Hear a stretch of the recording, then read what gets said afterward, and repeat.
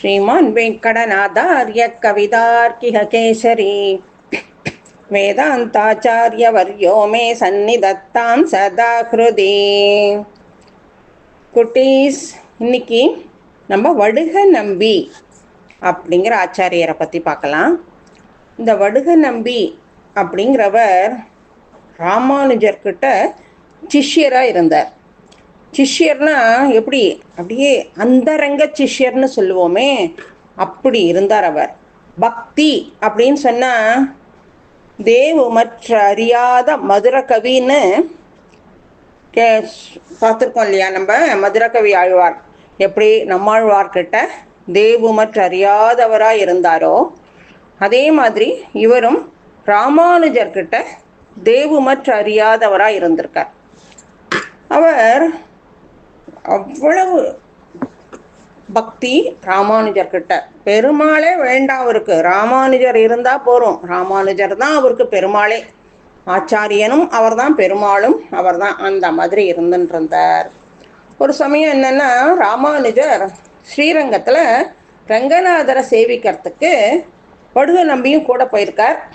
போன பொழுது ராமானுஜர் சொல்கிறார், பச்சை மா மலை போல் மேனி பவளவாய் கமலச் செங்கண், அப்படி இருக்கிற இந்த பெரிய பெருமாளை சேவி அப்படின்னு சொல்கிறார். அதுக்கு வடுக நம்பி சொல்கிறார், என் அமுதினை கண்ட கண்கள் மற்றொன்றினை காணாவே அப்படிங்கிறார். அப்போது எனக்கு பெருமாளை காட்டிலும் நீங்கள் தான் எனக்கு பெருமாள், எல்லாமே நீங்கள் தான் அப்படின்னு சொல்லிட்டார். அதாவது எம்பெருமானை காட்டிலும் எம்பெருமானாராகிய நீங்கள் தான் எனக்கு எல்லாம் அப்படின்னு சொன்ன உடனே ராமானுஜருக்கு என்னது இப்படி ஒரு பக்தி, இப்படி ஒரு ஆச்சாரிய பக்தி அப்படின்னு ரொம்ப ஆச்சரியப்பட்டுட்டார். அதே மாதிரி வடுக நம்பி தினம் ராமானுஜர் சாப்பிட்ட பிரசாதத்தை அவர் எப்பவும் ஸ்வீகரிச்சுப்பார், இவர் சாப்பிடுவார். அதே மாதிரி ஒரு நாள் ராமானுஜர் சாப்பிட்ட மீதியை கையில் வாங்கி சாப்பிட்டுட்டு அந்த கையை அலம்பாமல் தலையில் தொடச்சுன்னு விட்டார். இதை பார்த்தார் ராமானுஜர். இப்படி செய்யக்கூடாது, கைகளெல்லாம் அலம்பிக்கணும் அப்படின்னு சொன்னதும் சரின்னு கையை போய் அலம்பின்னு வந்துவிட்டார். மறுநாள் கோவிலுக்கு போகிறார் வடுக நம்பியும் ராமானுஜரும். அப்போது பெருமாள் பிரசாதம் கொடுத்தா பெருமாள் பிரசாதத்தை சாப்பிட்டுட்டு வடுக நம்பி கையை அலம்பிட்டார். இதை பார்த்தார் ராமானுஜர். இப்படி செய்யலாமோ அப்படின்னு கேட்டதும், நேற்று சொன்னபடி இன்று செய்தேன் அப்படிங்கிறார் வடுக நம்பி. நேத்திக்கு ஆச்சாரியருடைய சேஷத்தை சாப்பிட்டுட்டு தலையில் தடவிடார், அது கூடாது கையெலம்பிக்கோன்னு சொன்னதுனால இன்னைக்கு பெருமாள் பிரசாதத்தை சாப்பிட்டுட்டு கையெலம்பின்றதும் இப்படி சொன்ன உடனே அந்த வடுக நம்பியோடைய ஆச்சாரிய பக்தியை கண்டு ராமானுஜர், உமக்கு தோற்றோம் அப்படின்னு சொல்லி, இப்படி ஒரு ஆச்சாரிய பக்தியா வடுகா அப்படின்னார். எம்பெருமானாரை தவிர்த்து, அதாவது ராமானுஜரை தவிர்த்து தேவு மற்றும் அறியாதவராக இருந்திருக்கார். இதே மாதிரி ராமானுஜருக்கு எல்லாமே பெருமாள் தான். அதே மாதிரி இருந்திருக்கார் கூரத்தாழ்வாரும் ஆண்டான் அப்படிங்கிறவரும். இவா ரெண்டு பேரும் இப்படி இருக்கிறத பார்த்துட்டு இவாளை இருகரையர் அப்படின்னுட்டு வடுக நம்பி சொல்லுவாராம். அதே மாதிரி ராமானுஜர் மடத்தில் பெரியாழ்வார் திருமொழியை ராமானுஜர் பாசுரத்துக்கு தகுந்த மாதிரி விளக்கம் சொல்லிட்டு காலக்ஷேபம் பண்ணின்னு இருக்கார். அப்போது அவர்கிட்ட அவருடைய சிஷ்யர்கள் ஆழ்வான், ஆண்டான், எம்பார், ஆச்சான், அருளாள பெருமாள், எம்பெருமானார், இவா எல்லாரும் உட்காந்து காலக்ஷேபம் கேட்டுருக்கா. வடுக நம்பி ராமானுஜருக்கு ரொம்ப பக்கத்தில் இருந்து கேட்டுருக்கார். எல்லாரும் அந்த பாசுர அர்த்தத்தை ராமானுஜர் சாதிக்க எல்லாரும் அதில் அப்படியே மூழ்கி திளைச்சி போயிட்டா, அப்படி அதில் ஊன்றி இருக்கா. அந்த சமயம் பார்த்து ஒரு அடியவர் என்ன பண்ணியிருக்கார், வடுக நம்பி பக்கத்தில் வந்து உட்காந்துட்டார். உட்காந்தவர் சும்மா இல்லாமல் நாராயணா அப்படின்னு சொல்லிட்டு உட்காந்துருக்கார்.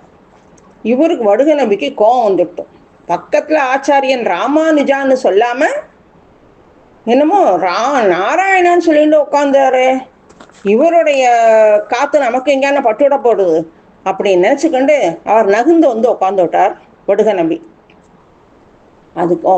அதுக்கப்புறம் அவர் சொல்கிறார், நிஜமாக சொல்கிறேன், பக்கத்தில் இருக்கிறவா கிட்ட சொல்கிறார் வடுக நம்பி, திண்ணமாக அவ்வடியார் நாவும் செய்த நாவுக்கு தகாத காரியத்தை எண்ணிடில் அது ஆழ்வார் பாசுரத்தை ஒக்கும் அப்படின்னு வேற சொல்லின்னு இருக்கார். அதாவது பக்கத்தில் ராமானுஜ ஆச்சாரியன் இருக்கார், அதை விட்டுட்டு இவர் என்னடானா பெருமாள் நாமத்தை சொல்கிறார். இவருடைய நாக்கும் இவருடைய நாக்கு சொன்ன தகாத வார்த்தைன்னு வேற சொல்கிறார். அதையும் நினச்சி பார்த்தா ஆழ்வாரோட பாசுரத்துக்கு முப்பாதான் இருக்குது அப்படின்னு அதையும் வேற சொல்லின்னு இருக்கார். இப்படி ஆச்சாரிய பக்தின்னா ஆச்சாரியர் ஒன்று தான் அவருக்கு, பெருமாள் இல்லை அப்படின்ற லெவலில் இருக்கார். அதுக்கப்புறம் ஒரு சமயம் யாத்திரை போயின்னு இருக்கிற பொழுது ராமானுஜருடைய பாதுகைகளை எடுத்து இவர் என்ன பண்ணிட்டார், பெருமாள் பாதுகை வச்சிரு பெருமாள் பொட்டியோட இவரோட பாதுகை ராமானுஜர் பாதுகையும் அப்படி ஒரு துணியில் சுற்றி பக்கத்தில் வச்சுட்டார். இது வந்து ராமானுஜர் காதுக்கு வெட்டிடுத்தோம்.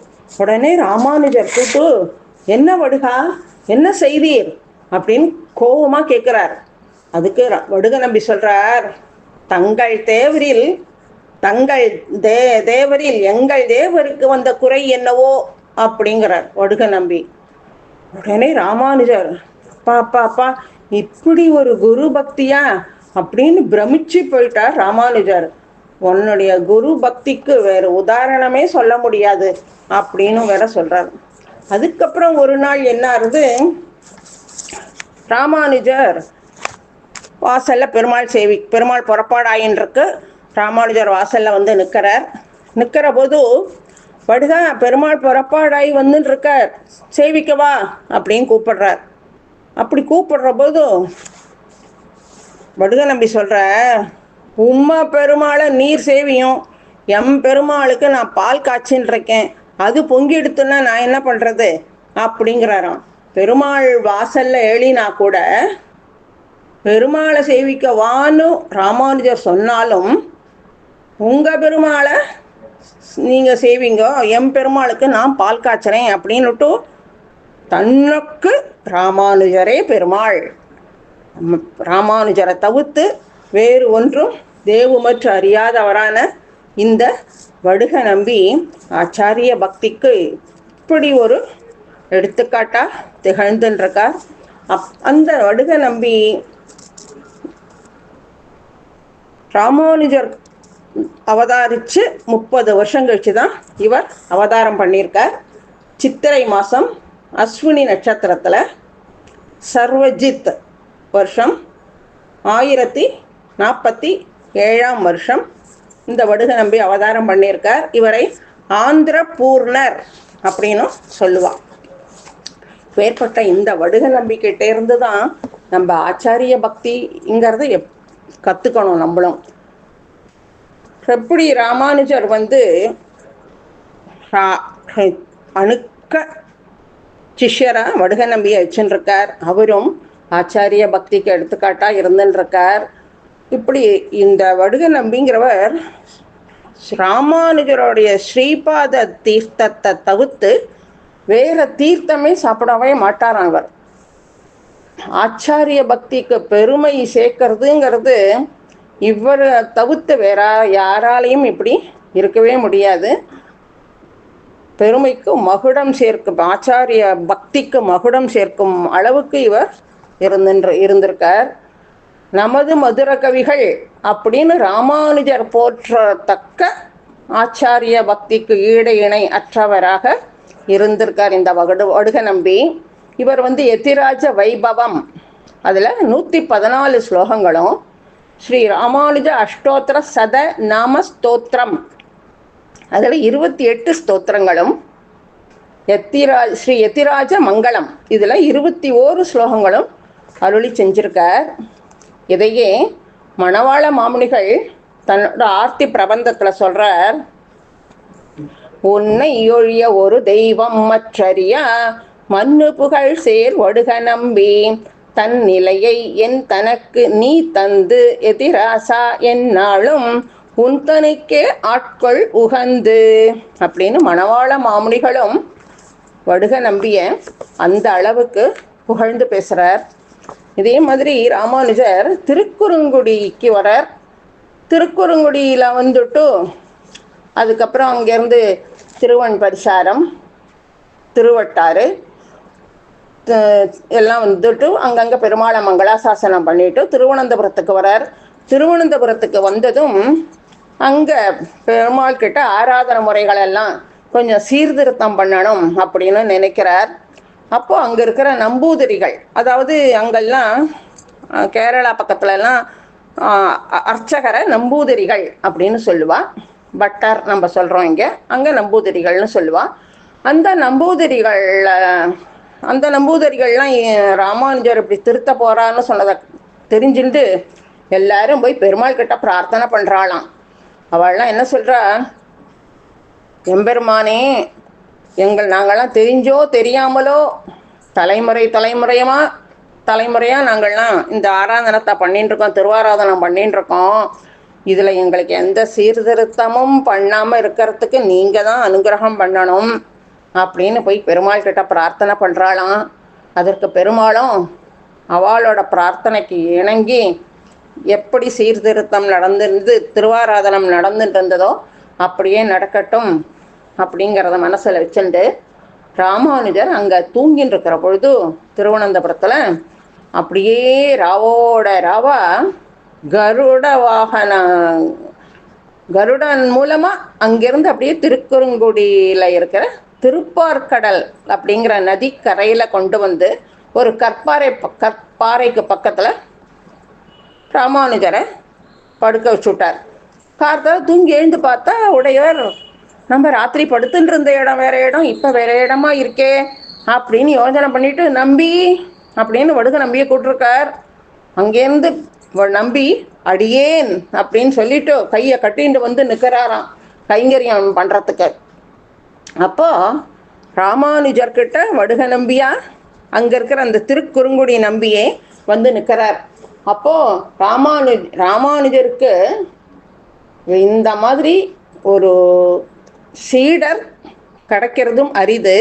அந்த சீடரே பெருமாளே சீடராக வந்து உடையவருக்கு அவர் நீராடினதுக்கும் தீர்த்தாமாடினதுக்கப்புறம் அவரோட உத்திரியங்கள் எல்லாத்தையும் தோச்சு ஒரு பாறையில் தோச்சு அலசி உணர்த்தி எல்லாம் பண்ணியிருக்காராம். அந்த பாறை தான் இன்றைக்கி திருப்பரிவட்ட பாறை அப்படின்னு இன்றைக்கும் நம்ம திருக்குறுங்குடியில் சேவிக்கலாம். அந்த பாறை பெருமாளே ராமானுஜருக்கு கைங்கரியம் பண்ணின பாறை. இப்படி ராமானுஜருடைய சிஷ்யர்கள் யாருக்குமே கிடைக்காத இந்த மாதிரியான ஒரு தன்மைகள் வடுக நம்பி மூலமாக ராமானுஜருக்கு கிடச்சிருக்கு. அப்பேற்பட்ட வடுக நம்பி எப்படி ஆச்சாரிய பக்தியில் திளைச்சி இருந்தாரோ அதே மாதிரி ஆச்சாரிய பக்தியை பகவான் நமக்கும் கொடுக்கணும் அப்படின்னு பிரார்த்தனை பண்ணிப்போம். அதே எம்பெருமான் நமக்கும் அனுகிரகம் பண்ணுவார். கவிதார்க்கிக சிம்ஹாய கல்யாண குணசாலினே ஸ்ரீமதே வெங்கடேசாய வேதாந்த குரவே நமஹ.